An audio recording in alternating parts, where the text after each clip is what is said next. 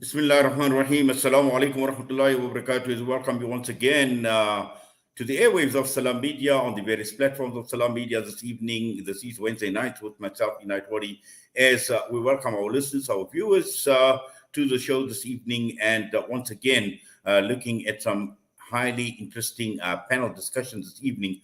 Now, clearly, Pakistan has been in the news with the attempted assassination of Imran Khan.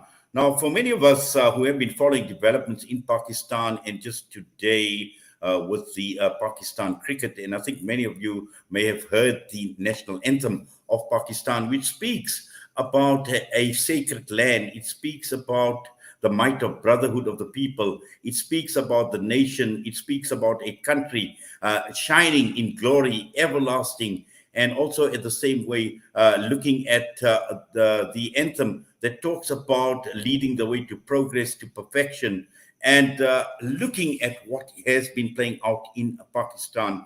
Now, these words in the national anthem are extremely profound. They are extremely powerful for what the Pakistan nation is, for what the Pakistan nation hoped for. But in recent times, in contemporary times, we've seen Pakistan in the news for the wrong reasons. And that as a result of well over 75 years, we've seen unfolding crises, multiple crises in the political affairs. We've seen whenever the military came into power, it's been an act of subversion, destroying any hope for change. We see the generals, we see the accomplices, the sharifs, the bhuttos lacking legitimacy to govern the country. And as a result, we find that the ruling elite in Pakistan are not open to reason, nor are they open to accountability. And for a long, long time, the Pakistan nation, the masses, have been eagerly looking for someone to realize they hoped for a peaceful future, a progressive Pakistan. And one person looked up to it in recent times is the Tehreek-e-Insaf, Imran Khan, who was the former prime minister. They looked up to him, but we know what has happened. He was dismissed by a bogus and an unconstitutional assembly, secretly arranged in alliance with the United States of America. And now that Imran Khan, the long march to Islamabad, and along the way, sadly, the attempted assassination of the former prime minister. And that is what we are talking about tonight. This is what we are unpacking, the crisis in Pakistan as a result of the attempted assassination. Now, we have assembled quite a panel this evening, and we are already on the line. We've got Shahbaz Khan, who is with the PTI in the United Kingdom. Shortly, we will be joined by Dr. Yvonne, Ridley, a British journalist, and also Farhan, Reza, a US-based Pakistani journalist, who will be joining us shortly. But before we get to our guest, Shahbaz Khan, Yvonne Ridley had conducted an interview with Imran Khan not very long ago, and we're going to play out is extremely important, especially towards the end of this short interview that Yvonne Ridley had done with Imran Khan. Let's take a look, let's take a listen, and when we get back, we'll be joined live by Shahbaz Khan out of the UK.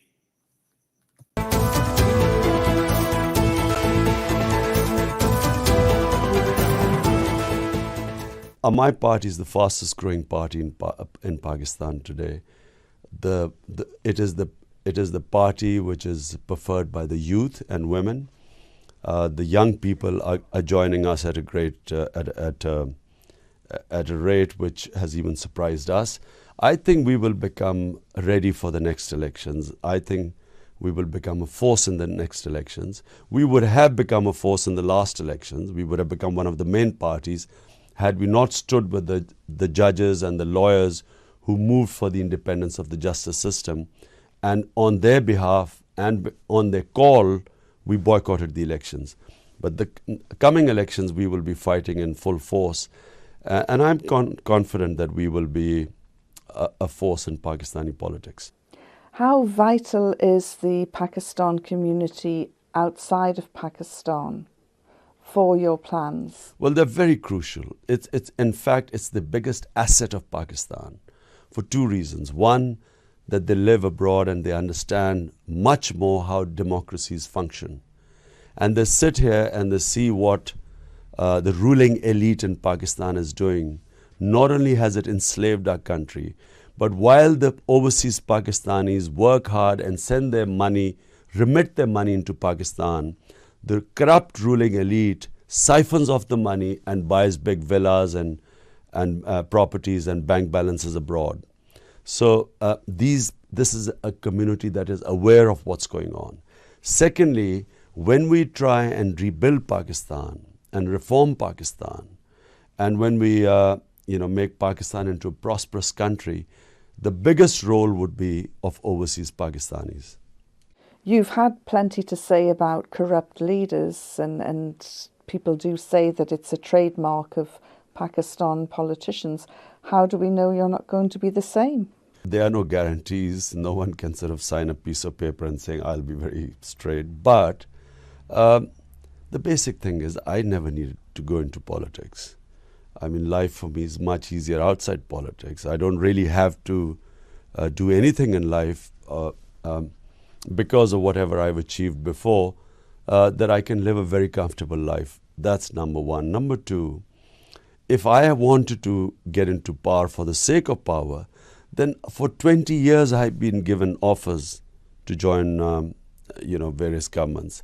And in 2002, I was actually offered the Prime Minister of Pakistan. So really, if I had to, if my motives were to get into power for the sake of power and for self-interest, then those doors were always open to me, given my position in my country. I do believe that the time has now come for the battle for Pakistan. We are rapidly reaching a place where we could reach the point of no return. So people like us who want to live and die in Pakistan, I can't think of living anywhere else. We have no option but to fight for our country. Another trademark of Pakistan's political leaders, they have a short life expectancy. A number have been assassinated. Do you ever fear for your life? As a Muslim, do I believe that I have control over my death? As if I can, by avoid death by taking on some other profession. It's my belief system that when the time comes to go, then something will become an excuse, whether it's cancer or a bullet, it doesn't matter. So really, I have no fear of dying. Imran Khan, thank you very much. Yes, that was a short interview that was conducted by Yvonne Ridley with the former Prime Minister Imran Khan. And we're going across now to the United Kingdom to join by the PTI's Shahbaz Ahmed, who is standing by.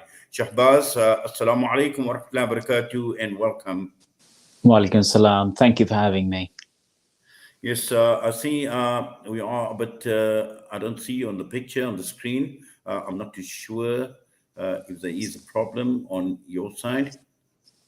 I don't know. I think I can see myself with yourself. It seems okay. I don't know if you need to check something on your end.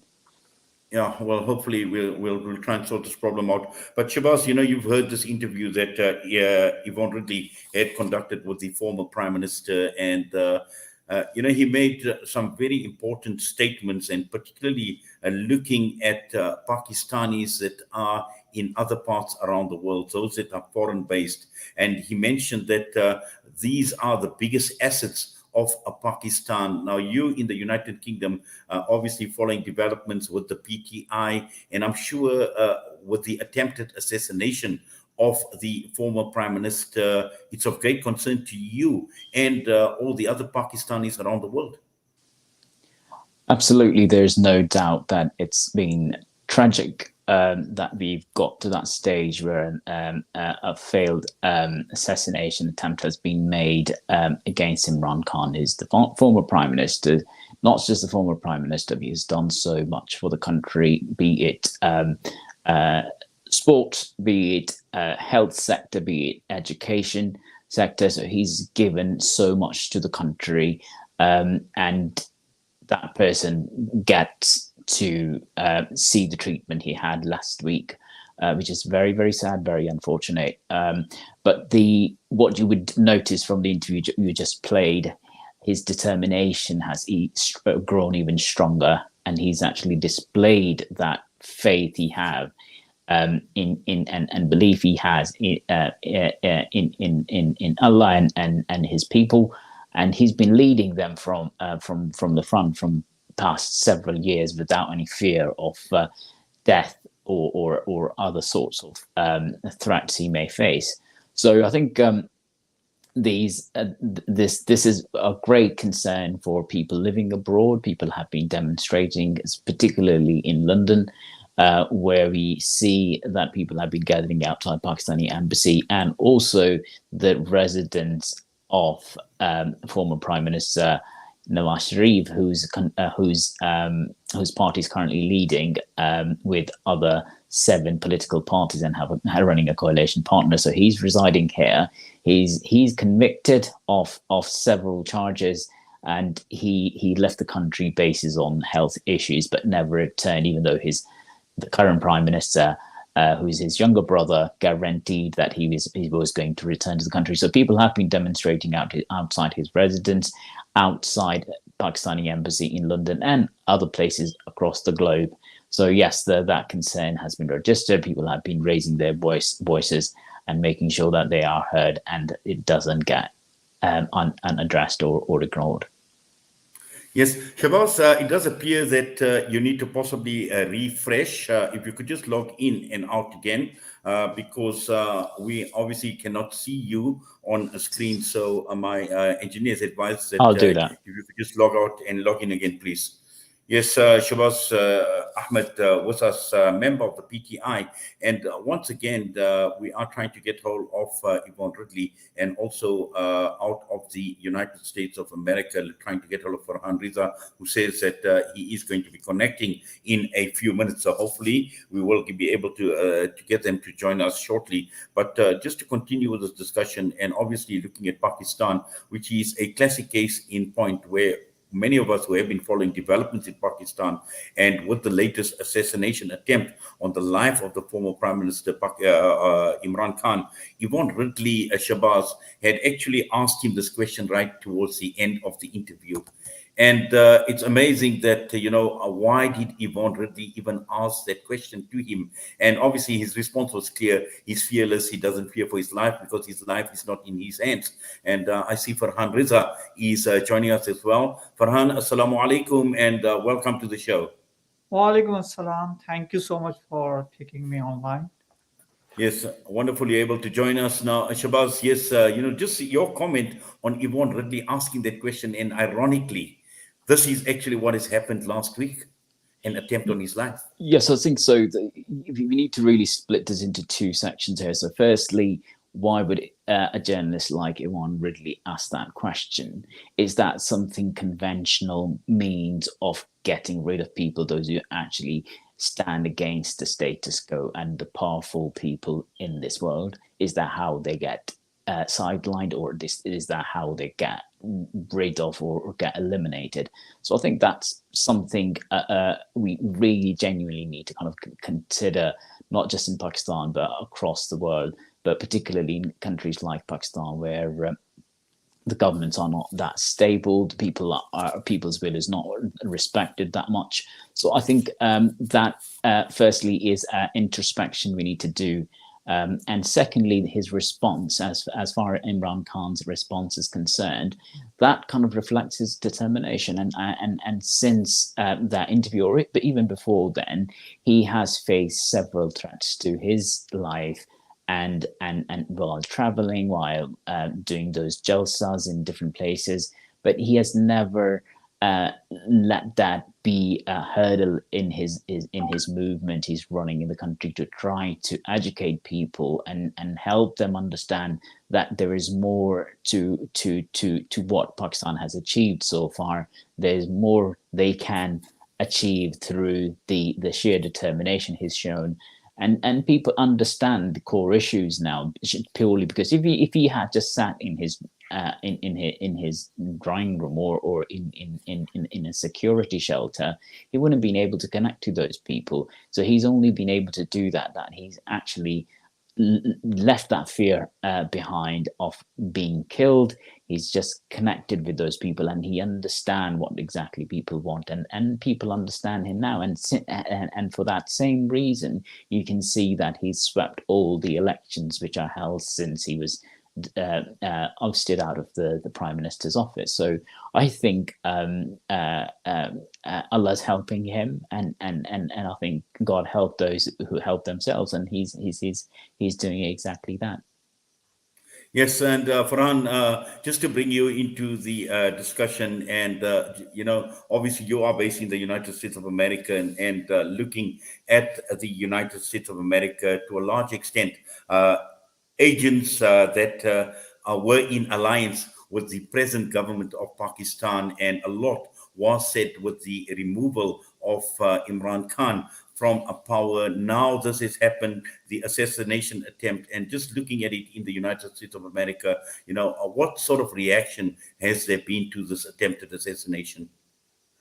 Well, I'm in the US, but I have worked extensively in Pakistan, and I'm very much connected to Pakistan right now as well, and as many other Pakistanis.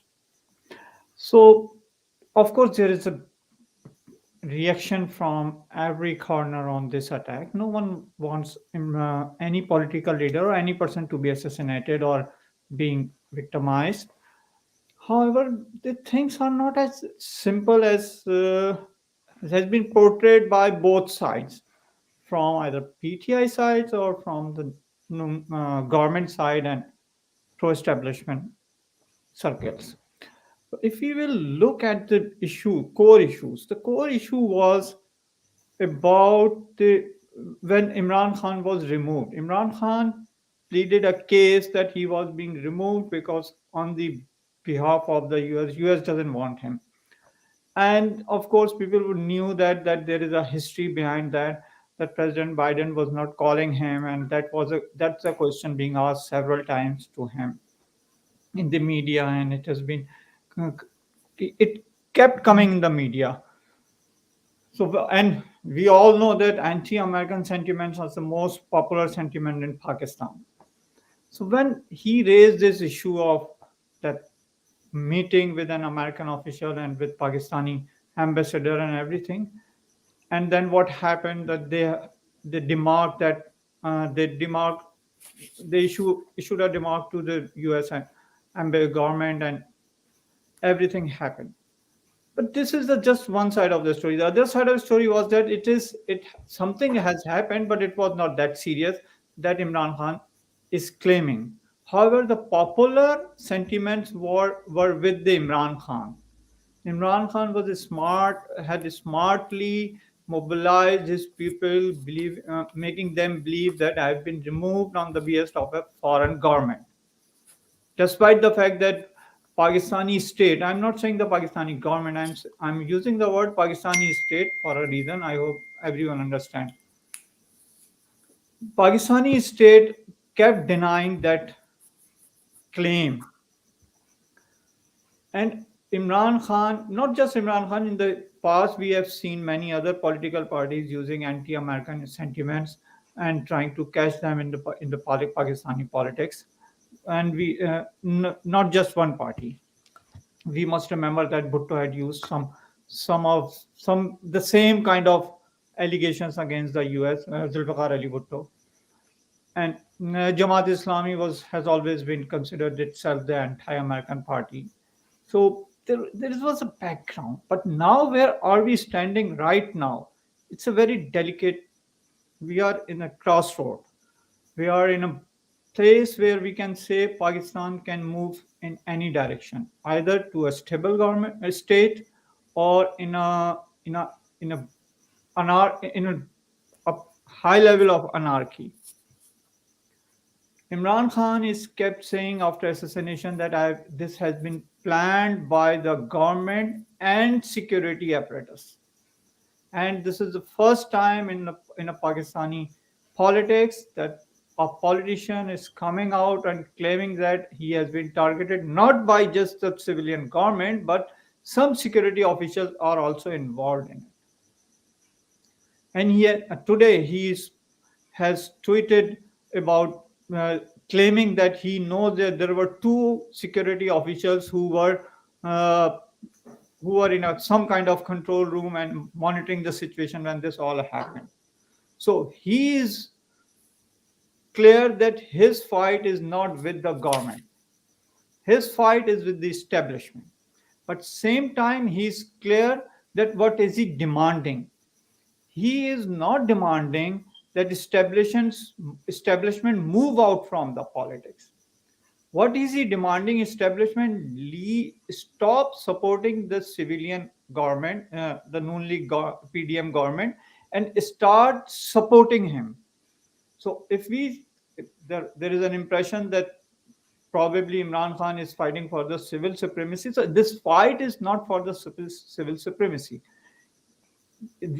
We clearly see that when we read his narrative, we go through his narrative, that he is clear that whoever will be in the power in Pakistan, he must have a support from establishment.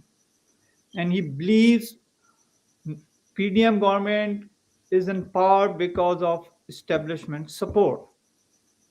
And he is fighting to get that support back, but in a different way.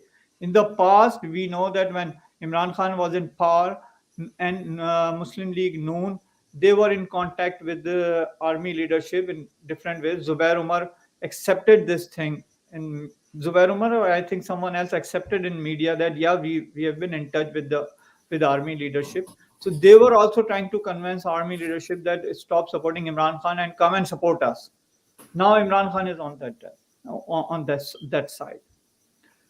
So situation is getting worse and worse by passing every day. And the interesting thing is, the only one appointment that has been in question has been delayed.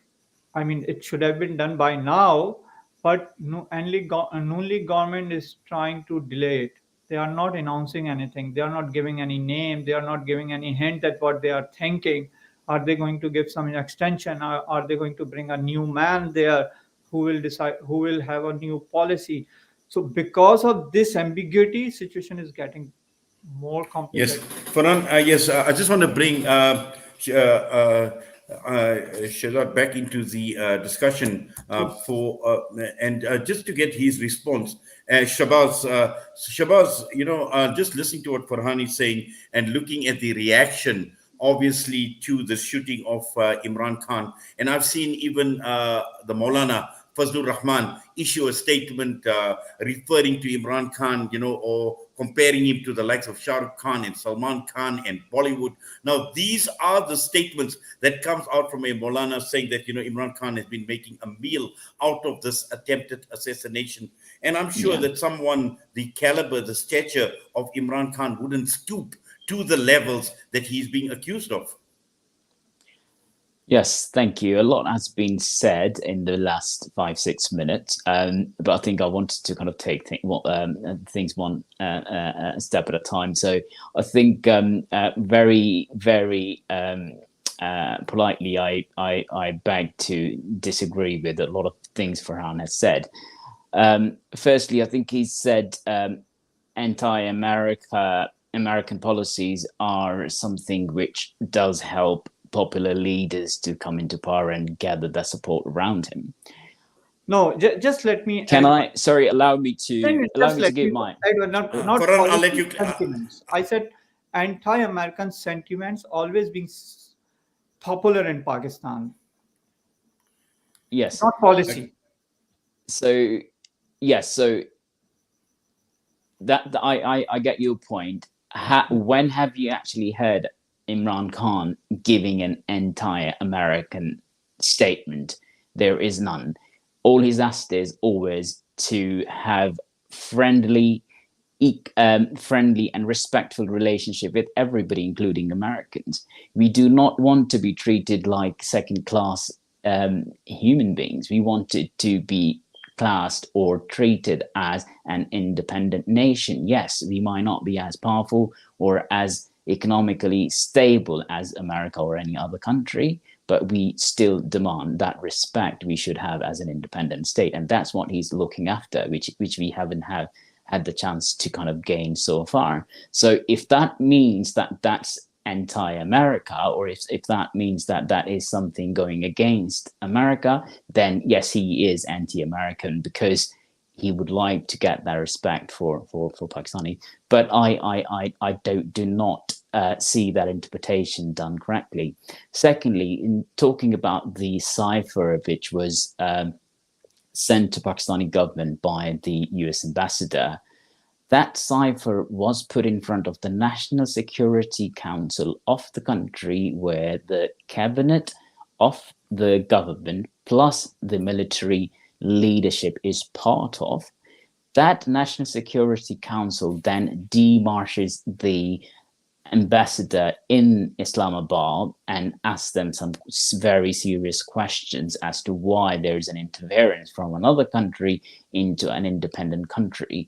So if that cipher or if that communication did not exist, why would a National Security Council send that demarche to ambassador in their own country? So that kind of supports his narrative. And if another country is interfering, and there is an evidence, and the evidence is there because the National Security Council has actually seen it, and then as a response to that sends a demarche to the ambassador in Islamabad to get some questions answered. So that answers the second question. And then in terms of confusion and trying to get support from the establishment or the military leadership to get back into power, if he had to do that, he would have been in power for a very long time. He struggled for almost 22 years before he actually became the prime minister. And if he wanted to take that shortcut, he wouldn't have to kind of wait this longer. He was very popular in the country as a sportsman. He could have gained power quite quickly, but he opted for struggle. He opted to kind of, rather than take that shortcut and try to get through to the power corridors through the help of military establishment, like other two families have done, Bhuttos and Sharifs, he could have done that the same. So I don't think so. He's looking for a role for military to play in terms of bringing him back to the power. What he's asking for is the military to play a role they should be playing. They should be protecting the country. They should be protecting the interest of the country, rather than getting involved in toppling a government which was elected by the majority of Pakistanis. Now, at this moment in time, as we speak, a majority parliamentarians are sitting outside the parliament, and people, those who are, or the parties, those who are in minority, has made that minority government. So the country cannot be stable with all this situation. So what he's asking is that do not back those people, those who are actually going against at the whim of another country, or taking dictation from another state. So that's what his question is, not about getting the establishment to come and support him. He's asking them to stay independent, stay out of it, and make sure that they do not support the people, those who are not supposed to be in power. They should be actually in jail. So the example I quoted you earlier on, Nawaz Sharif, who's actually came out to get some treatment done in the United Kingdom, and his brother, who's the prime minister, guaranteed that he was going to come back and go back to jail and face criminal charges, but he's never returned. So these are the kind of people we are dealing with, and they are running the country from sitting outside the Pakistan. So I think what we need to be very, very clear is that it's not about Imran Khan. It's not about military backing him. It's about Pakistan. What exactly do we want when we say we want democracy in the country? Do we genuinely are trying to help a country to become a democratic state? I don't think so, because we are trying to confuse the situation. What people are demanding is, as I mentioned earlier on, since he's been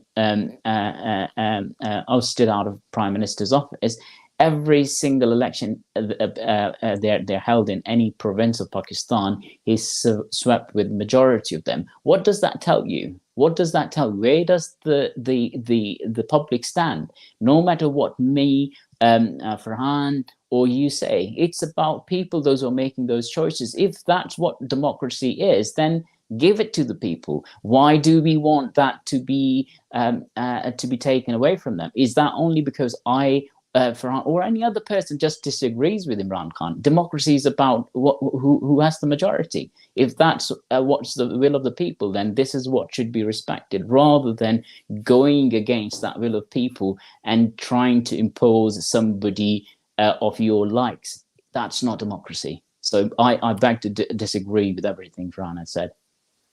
Well, thank you for that, Shahbaz. Now, Farhan, it is clear, and from what Shahbaz is also saying, that it is clear and it's for everyone to see, it's blatant, that, you've got the likes of Shahbaz Sharif, you've got the likes of the Bhuttos as well.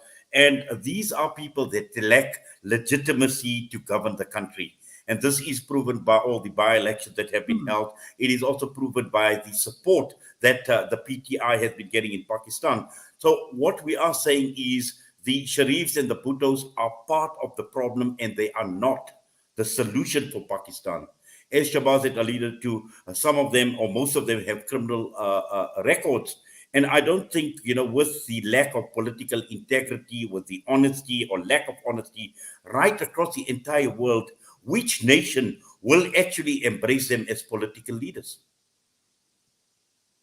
Am I allowed to answer all these questions? Sorry, Farhan, what did you say? Am I allowed to answer all the? Yes, please go ahead. Well, thank you, Shahbaz, that you have very politely disagreed with me. And I really respect your right to disagree with me. When I mentioned few incidents that you are not agreeing with, and in our service also have a view. So I am not saying because of what Maulana Fazlur Rahman is saying, what Rana Sanaullah is saying, what and Noon League's spokespersons are saying. No, I'm not. Whatever I'm saying is not based on their statements. I've been in journalism for 27 years. I've been following Imran Khan since 1994 as a politician. He's a politician. I met Dr. Arif Alvi when he was setting up his setup in Karachi, and when he came to ARY's office in somewhere in 2016, I reminded him that I was in that meeting when you were setting up Karachi set, and he was very pleased to know that. Anyway, 2-3 things: we should see things pragmatically. I totally agree. And I think everyone in Pakistan is on the same page that no one else should dictate what Pakistan should do. There should not be a second question about it. There should not be a second thought about it. Totally agree. And we are also agree on that agenda that establishment has no right to dictate politicians or decide who should rule in Pakistan. We all are clear. These are the basics of democracy. Otherwise, the democracy is nothing but you cannot call that country a democratic government. How PDM government had come is a totally different story. But there are certain questions I should ask you guys. One, when you say that Imran Khan has not been using any anti-American sentiments, I may agree with you, and I do agree with you that he didn't say I don't want a better relationship with America. Of course he can't say that. No one can say that. Everyone wants a better relationship with any other country. Who will say that no, I don't want to better relationship with this country or that country? As a politician, he can't say that. So he is not saying that. But when he says that he has been removed in a way that US officials wanted, then people start getting an impression that it all has been done to please the USA, right? This is what we are saying is an anti-American sentiment, and there is a history behind that. One thing. Second, You says that Imran Khan doesn't want to make, and he's not struggling to cut a deal with the establishment. This is what you were saying. Am I right? No, I said he doesn't need the support to come back into power from the establishment. Establishment has a role. It's a state institution. We need them, and there's a role for them to play. We want them to play that role, but he doesn't need that support to come back into power. He doesn't need it. Oh, on paper, it is true. Yes, he doesn't need to get support from any organization, any part of the establishment to bring him in the government. He will just go in the voting, get elected, and make a government. He's popular leader. One misconcept that we all have: we say all the by-elections Imran Khan won in the last few months. Am I right? This is the base we are. This is the thing we are trumping up for many days. But if you'll go just a little bit in the past, back in 2020, 21, and 19, you will see that Noon League was winning by elections in Punjab. And people were criticizing Imran Khan that, look, Noon League is winning it by elections. And Mariam Nawaz and everyone was tweeting about it. Listen, we won this election, we won this election. This by elections have never been used as a benchmark to win the general election in Pakistan. Never been.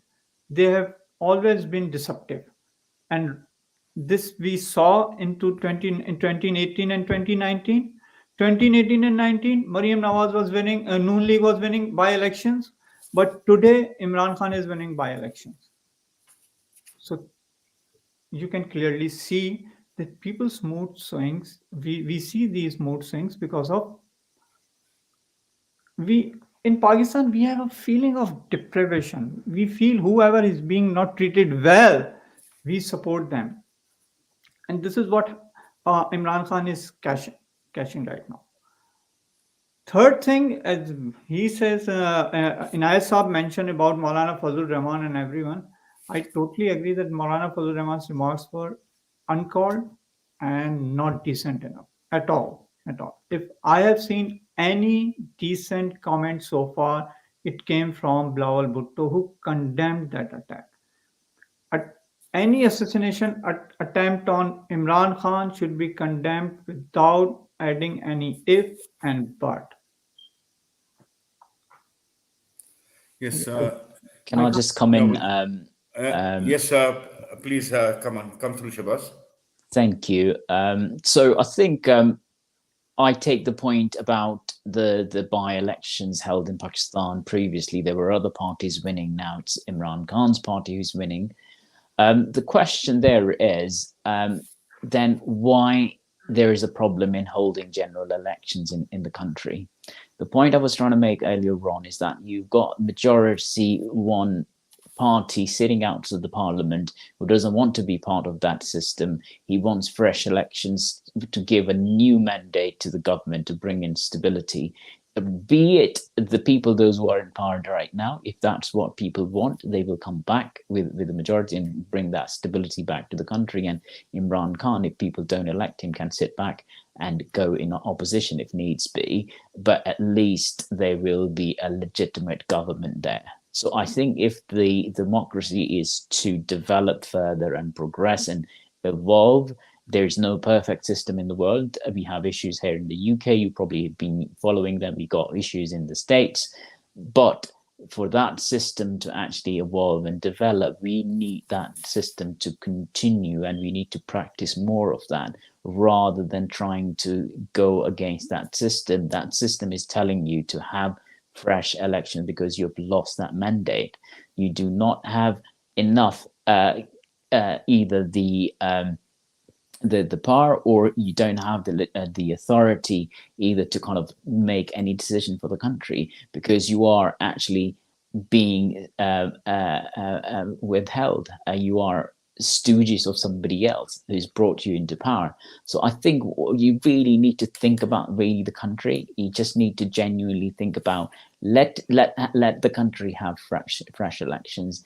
Let there be a government which is more stable, which leads or have the mandate of majority of the Pakistani. Currently, yes, there's this instability in the country. Why is that instability in the country? Yes, PTI is protesting. There are protests going on everywhere, and that is the point of discussion every single day on the TV channels, on social media, everywhere. Nobody's talking about people, those who are suffering. There's no talk about inflation. There's no talk about people going without education. There's no talk about people going without hospital treatment. There's no talk about people having gone without shelter. People, those who homes were destroyed in the recent floods. We want that to be over, and the only way that can be over is to give people that opportunity to have elections, and so that we can focus on all those things I've just mentioned, so that we can focus on people's issues aren't about just demonstrating on the roads. We want this to be over, and the only way this can be over is going to be having fresh elections. And I think we should all try to support that and get whoever gets elected and bring stability into the country. Well, Shahbaz, that is what Imran Khan was actually calling for, and that was the reason for the long march to Islamabad en route. Obviously, unfortunately and sadly, he got shot, and this is exactly what he actually wanted. But Farhan, I'd just like your thoughts on the international reaction to the attempted assassination. Now, you mentioned Bilal came out very, very strongly in terms of condemning the shooting. But if I look at the world at large, and this is disappointing, because if it was any other leader around the world or former leader, one would have seen a greater reaction from leadership, even right across the entire political spectrum around the world. And we've seen very little actually come through from leadership. If I look at the United States, for instance, the Secretary of State, Antony Blinken, called for calm, saying violence has no place in politics. We call on all parties to refrain from violence, harassment, and intimidation. Now, this is a statement that was issued. We look at the statement that had come out of India. We haven't seen a single statement come out of the OIC, the Organization of Islamic Conferences. And this is whom Imran Khan had addressed. He raised the issue of Palestine. He raised the issue of Kashmir. He raised the issue of Islamophobia, even in the United Nations. Now, if it was any other leader, or is it because it is Imran Khan that we see this somewhat muted response to this attempted assassination? It's a very valid point. This is a bit very disappointing the way world reacted to this assassination attempt. And we must also notice that the way this assassination attempt was portrayed in Pakistani media and everywhere, they try to tame it down. First, they started saying some crazy, their people have attacked him. Then they said the bullets were just passed through the legs and everything. I mean, they gave all kind of created all sort of ambiguity about that attack. And I think this is why initial response was we didn't see a sudden reaction from the world, although the headlines were very clear in the beginning. But within the 10 minutes and 12 minutes and 30 minutes, we start seeing they are deviating from that. But this is also for the PTI to think about it. That Imran Khan raised all these significant issues at every forum. In the UN, his UN speech is being quoted everywhere. The OIC, everywhere. But why those leaders not coming in favor of Imran Khan? This is something PTI must think about it. It is not for you and I to think about it. White House is, of course, it has condemned that attack. And again, I agree with you. It was a very routine statement. It was a statement that was expected. Of course, what else they will say?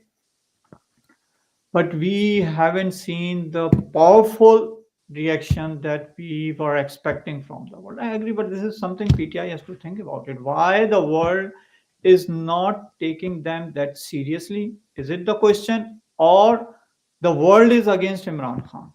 This is the question. Again, it's not for Can me I come in? Yes, I just would like Shahbaz to come in. I hope Why Shabazz is the can world not coming strong? say Our something. leaders like Shahbaz Sharif, our leaders like Shahbaz Sharif, the leaders that the world want to see in Pakistan, Shahbaz. Yeah, just firstly to answer Farhan's question about the introspection PTI should do on why the world has gone quiet and they haven't responded to as they should have responded to the failed assassination attempt. I think the world we sadly live in is not about values and it's not about principles. Sadly, it's about interests of the countries. If your country's interests are aligned, you will have a lot much bigger voice being heard. If your interests do not align, or if your interests, if the countries don't have any interest in your country doesn't mean anything to other countries. I hope that makes sense to you. But it's all about economics these days.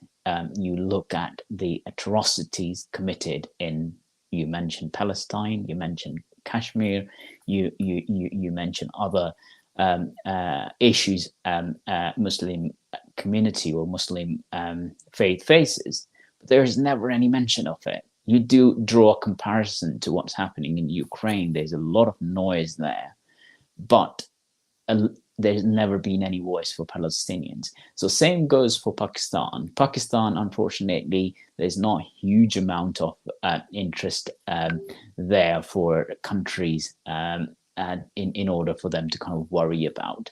They're not really reliant on it. They're not really have any interests which are in danger there. So I think the human rights and other rights or democracy doesn't really matter there. So I think this is what the sad reality is. So I think PTI is very, very well aware why this is. And if a government or if a nation becomes an independent nation and there's a lot of economic reliance on one another, I think then is when you can achieve that respect or the support you are looking for. But until then, there's no nation on this earth which can just stand by you, be it the Muslim nations or other nations in the world. And now we just need to kind of be careful about expecting that support. So I think the focus really for PTI is people of Pakistan at the moment. I think we really need to think about those people, think about and try to get their support if we need to come back to the power, and worry about those people. And we can worry about other different nations at another time, but we should not be expecting a huge amount from other countries at this stage. Yes, I see Yvonne Ridley is actually on the telephone, so I'd just like to bring Yvonne into the discussion. Yvonne, assalamu alaikum wa rahmatullahi wa barakatuh and welcome. Walaikum salam, and apologies for my lateness. It's fine, Yvonne. We know these things do happen. But we started off the show, actually. There was this video clip of yours that we had played out, your interview with the former Prime Minister, Imran Khan. And I know you've met him personally. And you've also written, and I've seen your posts as well coming through on social media with regard to your reaction to the attempted assassination of Imran Khan. Just your thoughts, if you'd like to share with us, Yvonne. Well, that video was taken back in 2009, and I asked him, was he afraid? Because let's face it, Pakistan's leaders have a history of being targeted in assassination plots, and he was completely fearless and said that, even if it was a bullet, whatever is in store for him is part of God's plan. And so he held no fear. And I just thought, this is what makes him so extraordinary and such great leadership material. He has never wavered in his stance. His views have never changed. He is a man of integrity, and it is very sad to see the underhand attacks made on him by politicians of a lesser quality. I have a great admiration for him, and if he is allowed to do the job, I am sure that he could lift Pakistan out of its current level to he could lift up league on as a country that can contribute positively to the rest of the world. Yes, Yvonne, just in the aftermath of the attempted assassination attempt, looking at Imran Khan and where he is at this point in time, and you having met him, is this going to make him more determined? Sorry, I didn't quite get the question. I said, looking at the aftermath of the attempted assassination and you having met Imran Khan, you having spoken to him as well, what do you think his reaction is going to be? Is he going to be more determined in taking Pakistan forward, and also looking at the present establishment, whom I referred to earlier as being part of the problem but not the solution? Oh, I think he will come back more determined than ever, and I can't wait to hear his speech because, this is a politician who has fire in his belly. He's loved by the people, and I can't wait to hear him speak because I'm sure it will be history making, and every word will have been polished and delivered by him. And I think that we're all waiting to hear what he has to say. Yes, I'd just like to bring my the other panelists now back into the discussion, and Shahbaz, just listening to what Yvonne has to say, and looking at the determination of Imran Khan in the aftermath of the attempted assassination, and just looking at the level of support. Now, I know you in the UK. What is the level of support that Imran Khan actually enjoys? And he will obviously use it to good effect, because in that interview with Yvonne Ridley, he mentioned the biggest asset of Pakistan are the people outside, or the Pakistani people outside of Pakistan. Thank you. Assalamu alaikum, Yvonne. Just two things there to make my point. You talked about the support he enjoys in overseas countries, and secondly, the point about his determination and how he's going to come back and bounce back again after he recovers. So the first a few statements he gave after he was talking again to the media and other people, the first thing he said was this attempt or this incident has given him a second chance, and he will come back even stronger to fight for his country. So it's not that he became scared or he feared that he was going to actually lose his life this time round, but he took it in a positive light instead, thinking that it is another chance God has given him to fight for Pakistan. So that kind of tells you what his determination is like. And second point about how much support he enjoys in overseas Pakistani. Do you know the first thing this government did, which was installed after he was ousted out of the Prime Minister's office? This government actually took away the right for overseas people or overseas Pakistanis to vote.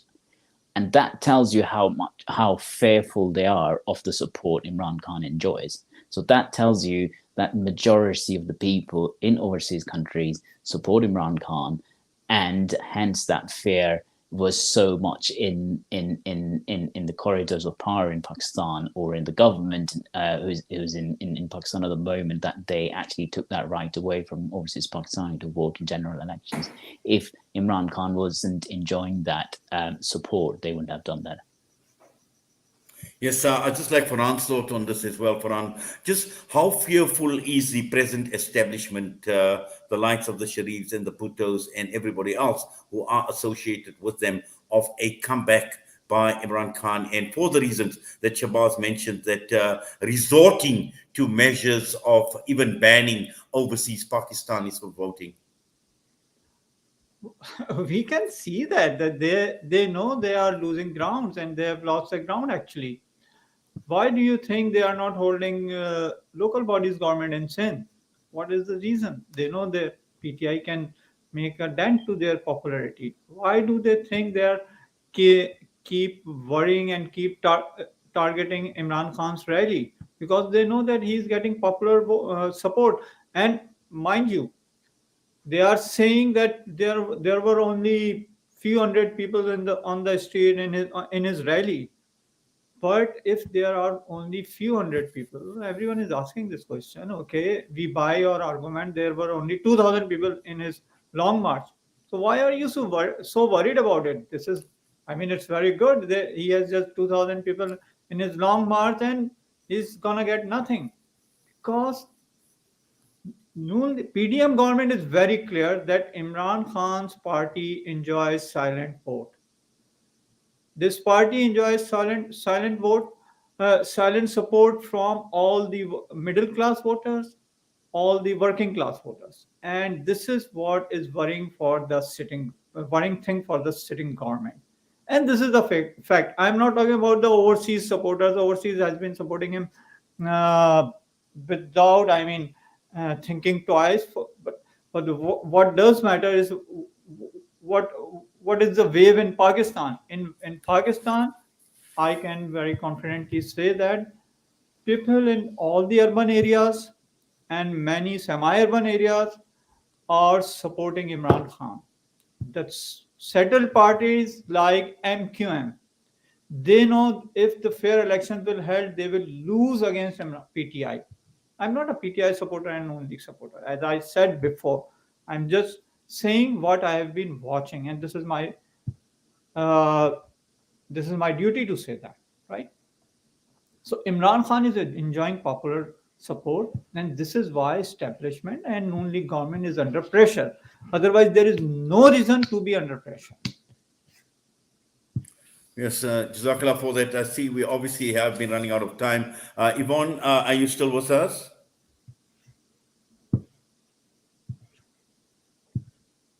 Yes, I'm here. All right. Yvonne, just a final word from your side, and looking at the, and I asked this question of both Shahbaz Khan and Farhan with regards to the level of overseas apathy on the part of the political establishment in responding to this attempted assassination of Imran Khan. In many instances, it was muted. There was absolutely no statement coming through from the leaders. And I know you've been following, global developments, and also looking at Imran Khan and his view on global issues and global policy, and just looking at your thoughts again on the global political dynamics that have been playing out against what Imran Khan has been saying, putting an end to Islamophobia. He's spoken about Palestine. He's spoken about India and Kashmir. He's spoken about justice. He's spoken about a government in Medina. Now, clearly, these are messages that don't go well with, the West in particular, and those that don't want to see some form of Islamic government in any country around the world. Forget Pakistan. So just your thoughts on the leadership and world leadership as to how they see Imran Khan. Well, he is a world-class leader because he can reach out and engage ordinary people as well as the intellectual and the upper classes. He has this ability to touch the hearts of the common people, and very few political leaders have this ability. They aren't able to engage the man in the street in the same way as a business entrepreneur. But Imran Khan has the skill that he can reach, talk to, and understand, and more importantly, be understood by all manner of people. You know, he is very much a people's leader, and we've seen this by the astonishing turnouts of the crowds who, you know, when they've been asked to leave their homes and support him, they have done so in the hundreds of thousands. And I don't know many leaders on the global stage that can command this sort of respect. He is a man of the people. You know, if somebody was asked to design the perfect political leader, you couldn't go much further. You know, he comes from this amazing sporting background. His ability to articulate, and this is the secret, I believe, of his success, is that he can debate and debate very well in English and convey his thoughts to Western audiences as well as to domestic audiences. And very few leaders can do that. And this is why the media in Britain and America and elsewhere in Europe likes to engage him. But he is also a person of great interest in India. And he has emerged as one of the few Pakistan leaders who could actually have the capability of delivering a peaceful resolution to India. And so to that extent, you know, not only is he popular on the ground in his own backyard in Pakistan, but he's also looked upon with a degree of admiration from the Indian population as well. So when he talks, he's not only talking to his own people, but he's talking to those that are perceived as being traditional enemies. And, you know, he is a charismatic leader who can engage all levels and all manner of people. Well, Yvonne, I must say, you know, a very, very important in terms of what you said and looking at him as a personality, his charisma as well. And as you mentioned, and this is something that some of us miss, is his charisma. It's not only aimed at his own people in Pakistan, but his reach is right across the entire world. And for me, I think that is extremely profound as far as Imran Khan is concerned. And that's what sets him apart. That's what makes him different from the rest. Shahbaz Khan, and to you, Farhan, Reza, and also to Yvonne Ridley, we thank you. We do appreciate all of you taking time out, talking to us this evening right here on Salam Media, and being part of this panel discussion, an important discussion, I may add, and I'm sure we've unpacked a fair amount. There's still a lot more we can discuss, but for now, we need to leave it at that. Once again, we thank you for your time. Assalamu alaikum wa rahmatullahi wa barakatuh. Thank you. Walaikum salam. Thank you. Walaikum assalam. Thank you. Well, that brings us to the end of part one of tonight's discussion. And when we come back, we are looking at COP27, green colonialism. This is what it is called. And we're talking about the hypocrisy of the world, the hypocrisy of the United States of America, and also the attitude towards Africa, the Europeans as well. And we've got quite a panel. This is extremely important in the light of where we are as a country and a nation in South Africa. So we're going to go for a break, and when we come back, we will continue with the panel discussion.